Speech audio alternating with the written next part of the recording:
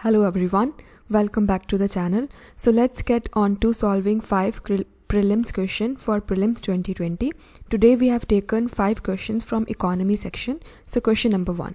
In the context of macroeconomics, sterilization refers to what? Number 1.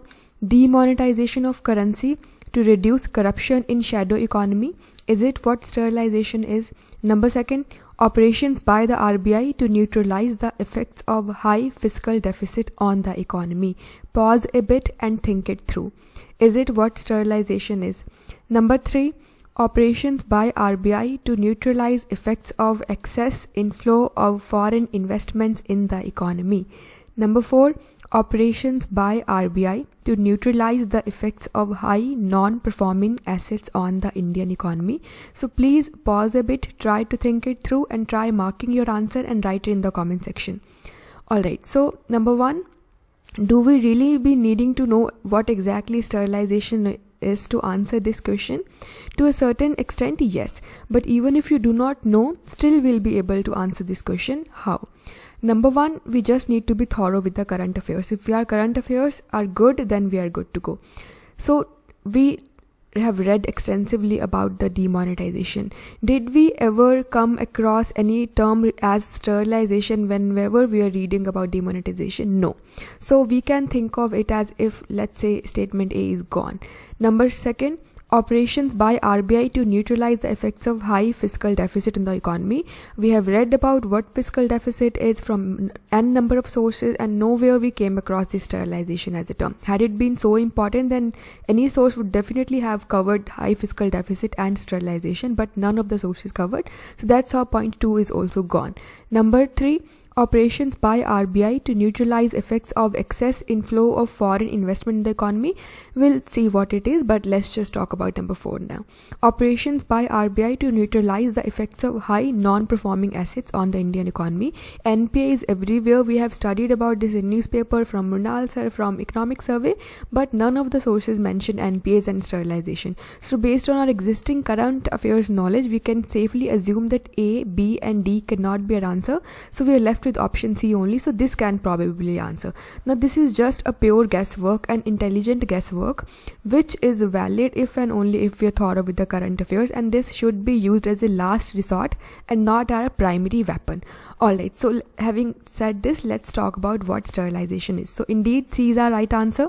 Sterilization means it's an operation by Reserve Bank of India to neutralize the effects of excess inflow of foreign investment in the economy. How? So assume for a moment that yours is an economy and we have Reserve Bank of India as central bank. Let's say any foreign entity want to invest in India. That entity would be bringing in dollars and would be submitting that very dollars to the RBI, because in India we know investment is to be undertaken in Indian currency only. So RBI would get the dollars and return would give the Indian currency to that very foreign entity, and that's how that entity would be investing money into the economy, would be infusing money into the economy. So this is how money supply in Indian economy would go up. And opposite is also true. Let's assume any foreign entity, it wants to carry out anything. It wants to take its money out of the India, or for that matter even Indian entity want to invest money into any foreign nation. So what would happen? They would be giving Indian currency to the central bank, assuming or stating that give us foreign dollars, give us dollars. Dollars are by default a foreign currency. So take your rupees and give us our dollars back, and we want to move out of the India. We want to spend our money abroad. So now what would happen? Money supply in the economy, domestic sector would come down. In none of the cases RBI is doing anything. Private people, foreign investors or Indian investor, they are freely operating, and this is what we call as unsterilized intervention by RBI. RBI is just fulfilling their need. Person A बोल रहा है हमको dollars तो RBI दे रहा है, person B बोल रहा है आप अपना डॉलर्स लो और हमको इंडियन करेंसी दो तो आरबीआई दे रहा है. This is what we call as unsterilized invention, and both of the cases money supply in the economy is either going up or coming down. That's how it is. But in case of sterilization, what would happen? RBI would try to make sure that level of money supply in the economy stays at its original level. RBI would not let the money supply in the economy fluctuate just because there is foreign investment or foreign entities are taking their money out of the system. So in this particular case, what would happen? The moment foreign entity infuse money in the economy by submitting dollars to the RBI and in turn taking the rupees from the RBI and then spending into the Indian economy, then money supply would go up. Then RBI would do what? It would carry out, let's say, open market operation. So government securities would be issued, people would be told to purchase the government security, and that's how money supply would be sucked out of the system. So money supply would be staying at its original level, and opposite is also true. RBI can even buy the government security to infuse the money into the system if it's the case wherein originally money supply has fallen because of foreign entity taking dollars out of the system. So I'm sure this thing's been clear now, and we should be very, very thorough with it.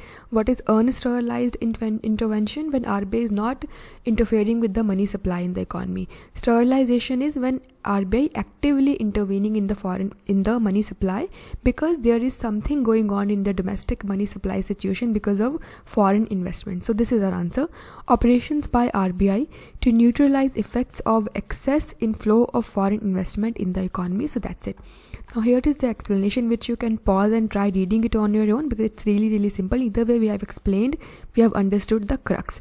Alright, moving on to the next question, which is consider the following statements regarding the most favored nation status. Number 1, it requires that concessions or privileges to one nation shall be extended to all the WTO member countries. Alright. Number 2, under the most favored nation, the countries can give special access to their markets in goods to both the developed and developing countries. So keyword is special access, and to both the developed and developing countries. Pause a bit, try attempting this question even if you haven't read it, but it was right there in the current affairs, and that's how one should be having a thorough idea what exactly is it. So try answering in the comment section and we'll see what is the right answer. So here, number 1, definitely statement number 1 is correct. It requires that concessions or privileges to one nation shall be extended to all WTO members. That is absolutely correct. So basically it's a non-discriminatory provision wherein if you are extending one concession to any one member of the WTO, then you are supposed to provide same very concession to all the WTO members. This is it. If you are giving, let's say, something to Bangladesh at 3% tariff and something to Pakistan at 4% tariff, then by default you are supposed to reduce the tariff to anything sold to even Pakistan to the 3% level because of it being a non-discriminatory clause. So this is how it is. Non-discriminatory clause is a keyword here. So this is indeed correct. Number 2, it gives special access to their markets in goods to both the developed and developing countries, which is not correct because number 1, here we're talking about special access. How can WTO be in favor of giving special access to any developed nation? Either way they are developed. Had it been the word differential here, then this could have been true that yes, different treatment to dena hi hai developed and developing nation ko, but because special access is a keyword here, that makes it an incorrect statement. So yes, special access is there but only to developing nation and not to the developed nation. So here our answer would be statement number A, that is only 1. You can try reading the explanation as well. So let me just read it out. Under the WTO agreements, countries cannot normally discriminate between their trading partners. However, if any country grants one country special favor, such as lower custom duty rate for one of their product, the same would be extended to all WTO members, and this is what make it a non-discriminatory clause. This is what we call as most favored nation treatment. However, some exceptions are allowed. For example, if you are set up a free trade agreement, so definitely free trade agreements are sort of regional agreements. So within that area, you are free to set whatever tariff you want to, and you can charge some differential tariff to nation which is not part of that free trade agreement. That's it. Number 2 is here it can discriminate, or it can provide special access to markets to goods coming from the developing countries. So this is it. So what we have studied, what is most favored nation clause or treatment, what are the exceptions broadly to if they are FTAs or regional trade agreements, or if there is a developing nation case. Further, so that's it. Moving on to the third question, with reference to revenue deficit, consider the following statements. Number 1, it includes such transactions that can affect the current income and expenditure of the government. Alright. Number 2, it signifies that government is using up the savings to finance a part of its consumption expenditure. which of the statements given above is are correct. So this too should be very obvious to us because it's a really simple question. Either way, prelims was supposed to be held on some 1st or 2nd June something, so we should be thorough with it now, not assuming that we are yet to read it. Alright, so what is revenue deficit? So let's just, I'm sure you must have attempted this question, so assuming this, let's try answering it now. So let's go to the solution. What is revenue deficit? So basically it's a revenue expenditure minus revenue receipts. So what are revenue expenditure? Just take one example in mind and everything will be clear. Example of interest payment. The moment you are paying interest onto a principal amount, nothing's going to happen to the principal amount. Interest payment is a part of revenue expenditure because neither are you creating any asset. Ideally, when you're spending money onto something, there should be creation of some sort of asset, but you're just paying back the interest, so it's not leading to creation of any sort of asset here. This is point number one. Second, you are not reducing your liability. Any expenditure should ideally be lowering your liability, but here in this particular case, principal amount remains intact. So interest payment is a classic case of revenue expenditure. That's it. What is revenue receipts? Number one, it is not leading to dilution of your assets. For example, if you are selling your asset, let's say building, or government is disinvesting, government is lowering its stake in any public sector undertaking. So that's a revenue coming in, but at the cost of lowering down your asset. But in case of revenue receipt, this is not happening. For example, tax revenue from the people.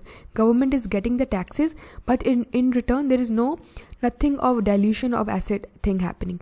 Number second, it is not leading to creation of liability. If you are taking up money, then you can be a debtor. There can be a possibility of you needing to pay that money back, but this is not happening. It's a revenue receipt. For example, you are taking taxes. Now you're not going to pay those very taxes back to the public, right? So this is what we mean by revenue receipt. So based on this very example, we know revenue receipts are a good thing for various reasons. We have seen what these reasons are, and revenue expenditure is not a good thing. So we should be going for more and more revenue receipts and less of revenue expenditure. Statement number one is, it includes such transactions that affect the current income and expenditure of the government. Absolutely correct. Taxes government is receiving on an annual basis, right? And even interest payment is happening on an annual basis. If you go for capital expenditure, then the moment expenditure is incurred, let's say on buying some asset, let's say on making road is a sort of asset on which toll would be collected, not on a regular, not just on annual, but throughout the years, many years. So that is not related to the current income. But in case of taxes, it's just a current income, and in case of interest payment, it's just a current expenditure. This statement is indeed correct. Number second, it signifies that government is using up the savings to finance a part of its consumption expenditure, which is definitely correct. It's not a developmental expenditure, it's just a consumption expenditure. This is how it is. We just have to memorize it. I'm sure I've explained it enough. Still, if not getting it, try writing in the comment section. I'll try to explain all the differences between what revenue expenditure, revenue receipts, capital expenditure and capital receipts are. We can expect a question on this, and it would be really easy question.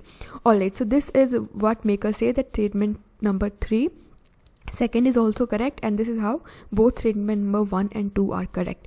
So we are done with the 3 questions. Try reading this thing on your own. Either way, we have explained what all these things are. So that's it. This is your work to pause the video or download this very PDF, or most probably try pausing the video and reading it on your own right now, because what happened is, in the examination hall, the question, nobody would be there to explain us what's been written over here. We have to understand things on our own, right? So understanding question is also a key. So that is the reason I'm not reading the solution here. Try reading it. Otherwise, I've explained what entire thing is. Alright, so let's get on to the next question, which is this. Consider the following statements with respect to inflation. What is it? Number 1, it decreases the purchasing power capacity of a currency. Alright. Number 2, it benefits both the bondholders and the debtors. So which of the statements above are correct? Please pause a bit, think it through, and try to come up with the right answer. So let's see the answer now. So the statement number 1 is definitely correct. It definitely reduces the purchasing power of a currency. If inflation is very high, you would be forced to pay, let's say, some 100 rupee for 1 kg of onion. Vis-a-vis inflation is not very high. This is either way obvious. Number second, it benefits the bondholders and debtors. So definitely it benefits the debtors but not the bondholders. So debtors, you have taken money from somebody and now you are supposed to pay it back. Suppose 100 rupees were taken 2003 and now you are paying that very 100 rupee back to that very person. So the purchasing power of that 100 is either way very, very low. So debtors are getting benefited because it's quite easy now to earn rupees 100 vis-a-vis we were to talk about the case in 2003. So creditors are at loss. Whosoever has lent you money is at loss now because 100 rupees nothing, but debtors are at benefit. But what about the bondholders? So bondholders, they get a nominal rate of return that's written on a paper, let's say 5%. Nominal minus rate of inflation, we get the real rate of return. Let's say inflation in the economy is 2%. Nominal interest rate bondholder is getting 5%. So 5 minus 2, 3 would be the real rate of interest. Let's say inflation in the economy has gone up from 3 to 5. From 2 to 5 or 3 to 5 doesn't matter. So inflation has gone up. So earlier 5 minus 2 was 3% real rate of return. Now 5 minus 4 just 1% real rate of return. So how could be bondholders be at the benefit side, right? So they are indeed at the losing side. So that makes us say statement number 2 is not correct. So consider the following statement with respect to inflation.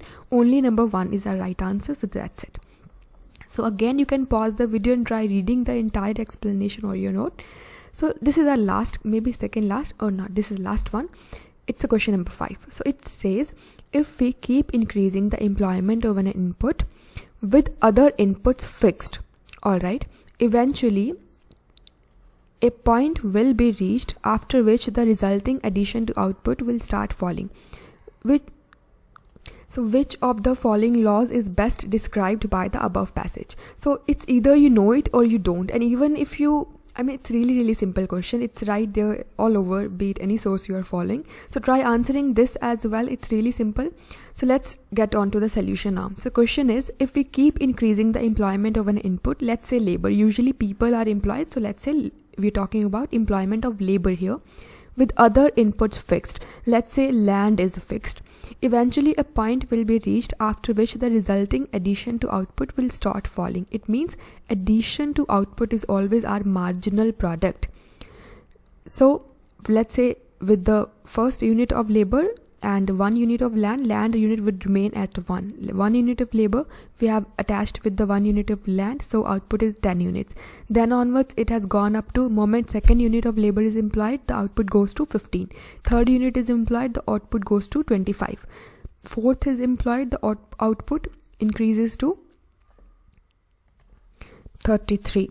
And next unit is employed, the output is increasing, but the increment is not to the extent of, let's say, originally 10. It is just to the extent of, let's say, from 33 to 35. So the key word is output is not declining, only addition to output is falling. There is a difference. आपका अगर output ही कम हो रहा है, अभी next labor लगाने से 50 के बजाय आप 40 units produce कर रही हो, so that would be output is declining, and that is not the law of diminishing marginal product here. We're talking about अगर next unit लगाने से पहले increment 50 से 40 का था, 50 से 60 का था, यानी कि 10 यूनिट का था, तो अभी 60 से 65 का है, सिर्फ 5 यूनिट का है. So resulting addition to output will start falling. So this is what we call as law of diminishing marginal product, and intuitively also we can understand it. Not every time any addition to labor with the fixed capital would yield as the higher and higher return. Eventually return would start falling, or addition to output will start falling. So again, this is pure economics. Either you know it or you don't, and I think I've explained it enough. Try memorizing it now, because even though it's a concept of traditional core economics, but it's been used everywhere. So this is important. And trust me, with the kind of question asked in 2019, even pure economics concepts were asked. Why is poverty line varying between the states? There was something onto the poverty line. The answer to this was because every state has its own poverty line. So please try understanding all these concepts and try memorizing them. Alright, so let's just get on to other things now. Law of increasing cost, I'm sure we either way know. The moment we end up going for additional output, eventually we end up incurring more and more cost. Is either way simple. Law of equivalent exchange is what?